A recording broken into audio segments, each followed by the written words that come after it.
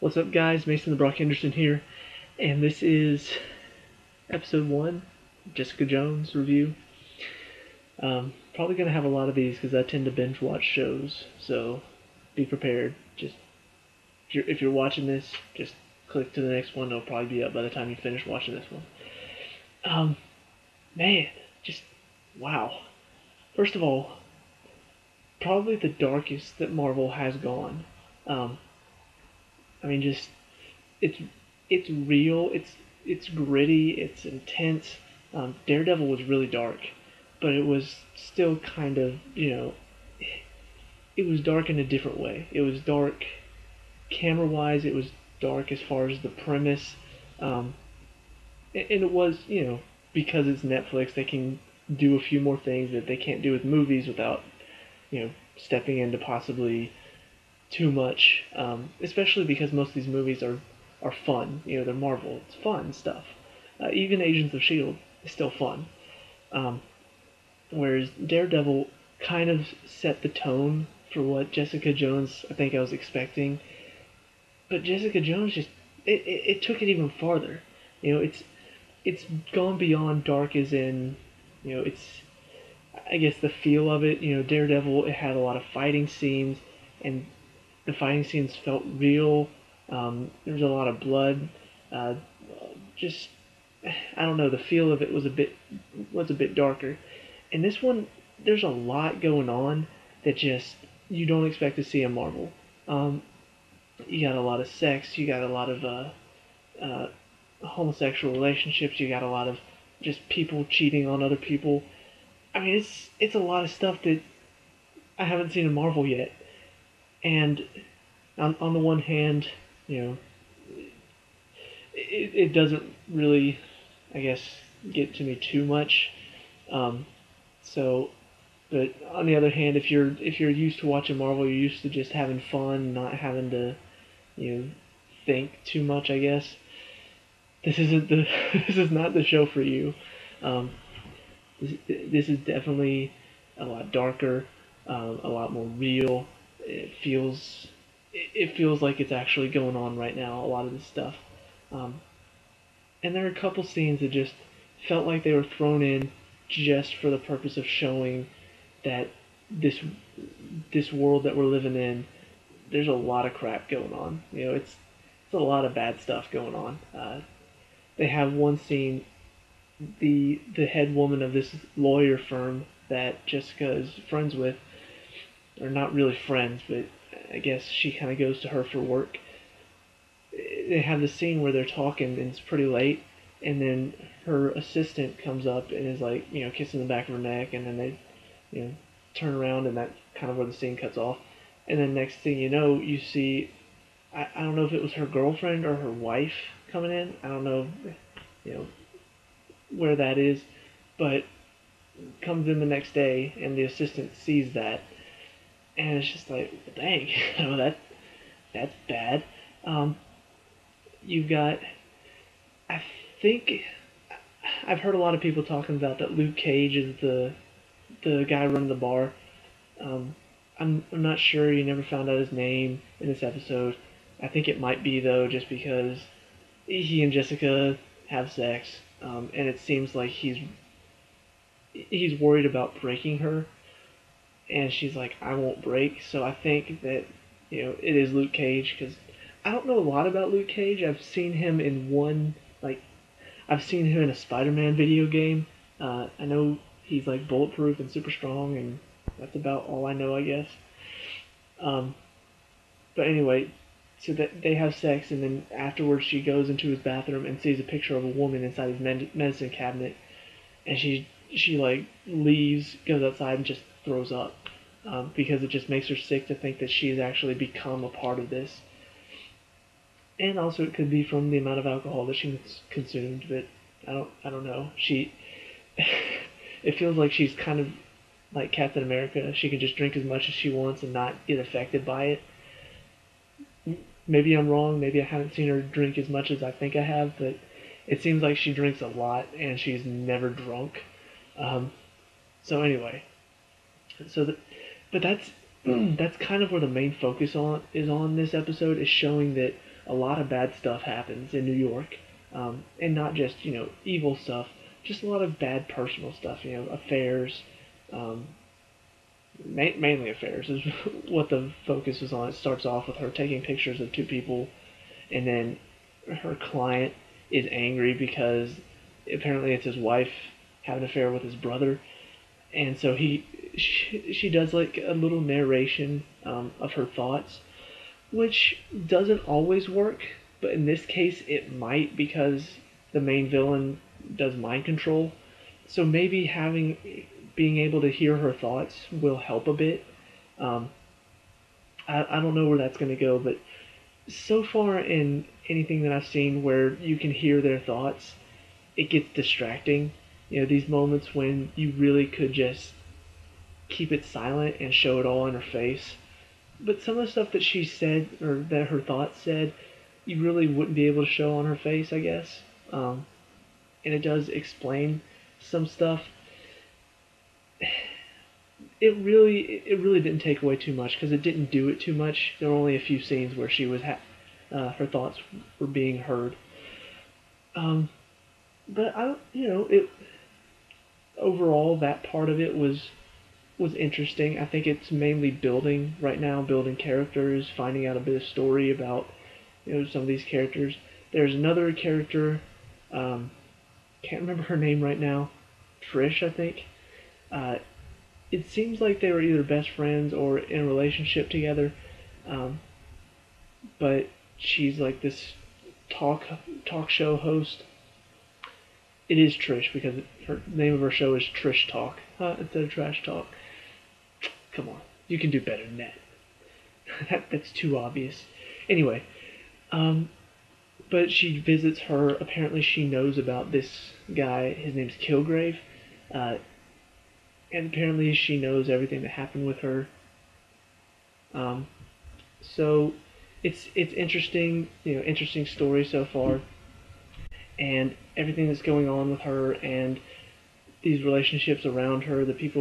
Some of these people, I'm not sure if they're gonna come later on in series or if they're gonna just be this one episode. But it seems like we're kind of meeting these people that she's connected to. So I'm trying to think if there's anything else before I get to the main story going on. I don't think so. So the main story. Obviously, this guy who can control people's minds, named Kilgrave, got it about that much from the previews. But man, the way they really show the mind control in this, it's almost like a horror movie. Like she's walking down this hallway of this hotel where apparently he's doing all these things with this girl that he abducted, but not really because he convinced her to. All that mind control stuff is weird.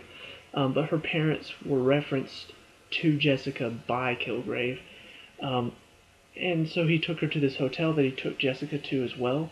And so she's in the hotel. She pulls a fire alarm so everybody will leave. But as she's walking down this hallway towards the door, it's almost like a horror movie. Like the hallway seems like it extends as she's walking. Like the screen flashes and he's standing there in front of her. My dogs interrupt a lot. But he's like flashes and he's standing there in front of her, and it felt like I was watching a horror movie. It was just very well done.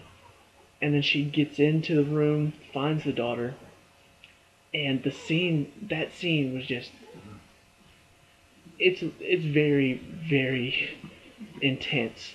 The daughter's like lying on the bed and just saying, he made me do things I didn't even want to do, but I did want to do. And Jessica's like trying to get her to go. She's like, I can't leave. And she can't, it's like in her mind she can't leave. So Jessica like picks her up and like tries to force her to come out. And the whole way she's like screaming and clawing and grabbing onto the door so she can't get. It's intense. It's a very intense scene. And then Jessica finally gets her out, gets her back to her place, and that's when she says the line about, he made me do things. I'm wondering how far the mind control extends, because I've seen mind control before where it's like they only make them do things that, kind of like hypnosis. You only do things that you want to do. But it never goes beyond that. I'm wondering if he can make them do things they didn't even want to do, but he makes them believe they wanted to do it. So I'm wondering how far the mind control extends. But the way this episode ends, just very intense, really full of emotion. The daughter and the parents are getting on the elevator where Jessica's office is, and I could sense kind of the way they were putting a bit of suspense in the music and the camera work. I could tell something bad was about to happen. And as the door is closing, Jessica sees the daughter pull a gun out of her bag and smile at her. And you just hear gunshots, and Jessica's like running down the stairs. You hear gunshots just constantly going off. And she gets down to the bottom, opens the door, and the daughter's just standing there, clicking the gun with no bullets in it, and her mother and father are dead. And she just looks at her and says, "Smile," which is what she had a flashback to Kilgrave, and he told her to smile in that flashback. And that she just says, "Smile." And Jessica just like is nearly in tears, just her eyes are watering and she's in shock, and she just starts walking away as the daughter like realizes, like her mind comes back and she realizes what happened. She's freaking out now, screaming.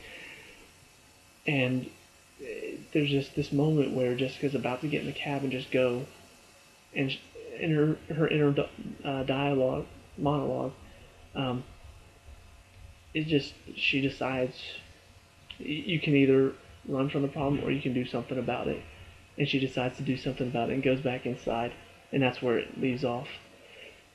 So what do I think so far? I think that this episode was building up a lot of stuff. It wasn't an amazing episode, but it was really good. The intensity of the final two scenes really, really paid off. But you do have to sit through. I mean, they did the same thing with Daredevil too. The first couple episodes were getting to know the characters, and I'm not sure how many episodes it is. I didn't check, but if they do the same thing they did with Daredevil, it's only 13 episodes. That's a lot of, 13 episodes is a pretty short season compared to some, Agents of S.H.I.E.L.D. has 22. Uh, Daredevil only had 13 as well. Agent Carter only had less than that, but it was kind of just thrown in there so you get to see a bit of her story. But 13 episodes is fairly short amount of time for learning this new character, learning about the main villain. But based on Daredevil and what they did with that, I am confident that what's going to happen next will be done well. They will give the right amount of time for us to kind of learn these characters before they get into the main story.